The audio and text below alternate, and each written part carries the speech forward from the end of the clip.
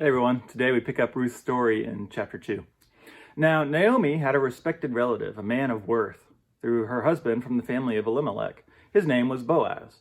Ruth the Moabite said to Naomi, "Let me go to the field so I can glean among the ears of grain behind some of whose eyes I might find favor." Naomi replied to her, "Go, my daughter." So she went. She arrived and she gleaned in the field behind the harvesters. By chance, it happened to be the portion of the field that belonged to Boaz, who was from the family of Elimelech. Just then Boaz arrived from Bethlehem. He said to the harvesters, "May the Lord be with you." And they said to him, "May the Lord bless you." Boaz said to his young men, the one who was overseeing the harvesters, "To whom does this young woman belong?" The young man who was overseeing the harvesters answered, "Oh, she's a young Moabite woman, the one who returned with Naomi from the territory of Moab. She said, 'Please let me glean, that I may gather up grain from among the bundles behind the harvesters.' She arrived and has been on her feet from the morning until now, and is set down only for a moment." So life was pretty hard for a childless widow in ancient Israel. Not that that's ever an easy position to be in.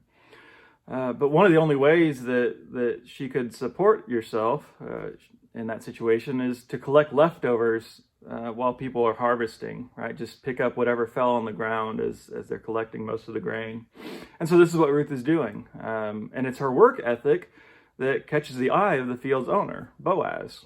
Right? She's working like her life depends on it because it does. And yet, how is she identified over and over through this story? As the Moabite, the one from Moab. As an immigrant, someone who's not from around here. It'd be pretty easy for the Hebrews to resent a foreigner who comes into their fields and steals their food. I don't know, I'm just basing that on assumptions because of how they're treated today. But this potential for anger and abuse is probably why God commanded wealthy landowners to allow immigrants and widows to glean. You find that in Deuteronomy 24. In fact, the Old Testament law, which we often think of as primitive and backwards, it's pretty progressive when it comes to protecting the most vulnerable. Over and over, we're told that God watches over the immigrants, the orphans, and the widows, and warns those who might take advantage of them. See, the reason that Boaz is a man of worth isn't because he has a lot of money and fields.